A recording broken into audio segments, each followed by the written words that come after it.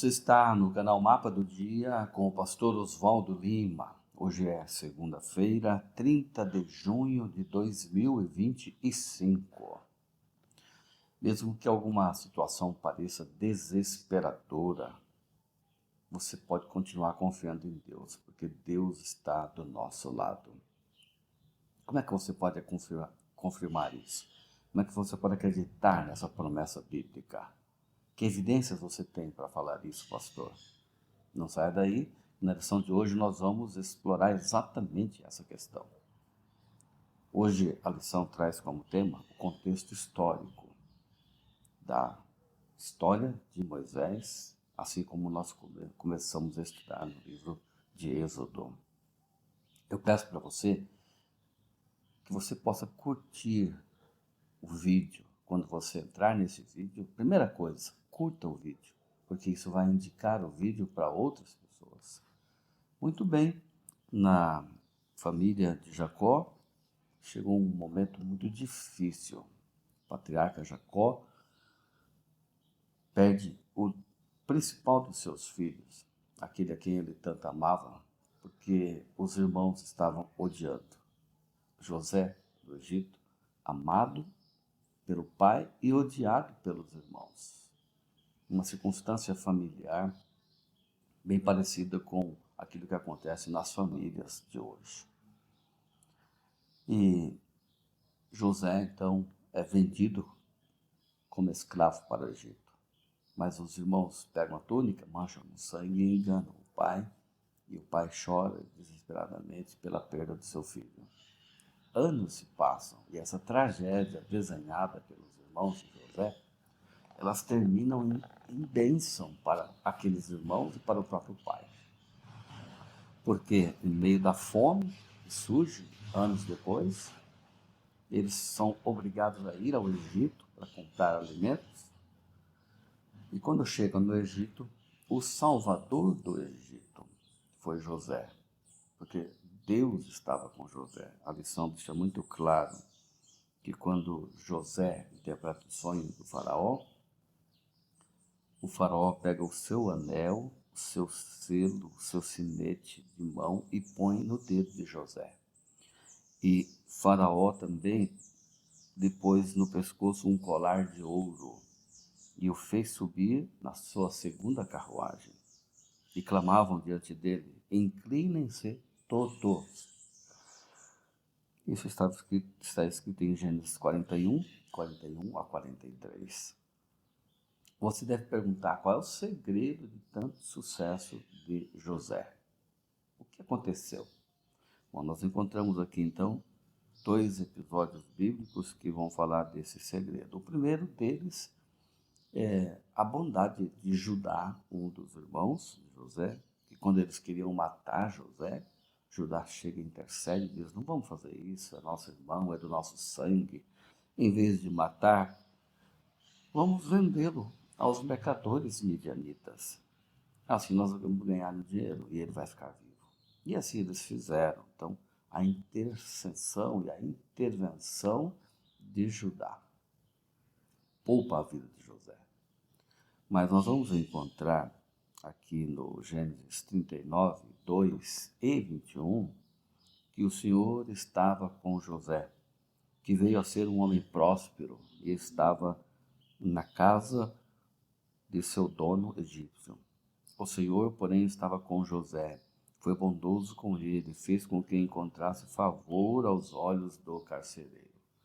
Então, mesmo quando José estava na prisão, e antes mesmo de estar na prisão, na casa do Senhor que o comprou dos midianitas, esse sucesso de José era marcado pela palavra, pela expressão bíblica: o Senhor estava com José. O Senhor estava com José. E isso me fez gerar uma reflexão. O Senhor estava com José porque José estava com o Senhor. Isso aqui eu tirei como lição para mim. Eu espero que você tire também como lição para você. Se você quer a bênção de Deus, a proteção de Deus, mesmo no meio de uma tragédia que está sendo desenhada por Satanás, o segredo é que o Senhor está com você. mas para que o Senhor esteja com você, você deve estar com o Senhor. Você não precisa ser perfeito, mas sua inclinação, sua tendência natural é buscar a Deus. E aí o contexto histórico de José no Egito, desse começo difícil e da proteção de Deus para com ele, leva a um crescimento e a uma bênção que se estende de José para frente. Quando José chega no Egito e depois ele busca o seu pai, o faraó do Egito era Amés I. Amés I governou do ano de 1570 até o ano de 1546 antes de Cristo. E esse era o José que usou de bondade para com. Esse era o faraó que usou de bondade para com José. Mas depois, esse faraó veio a falecer e um segundo governante toma o lugar desse faraó. Veio o Amenhotepe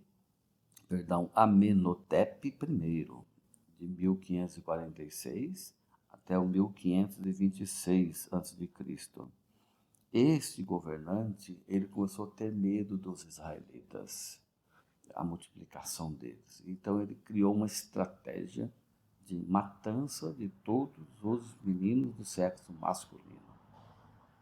Ele oprimiu os israelitas.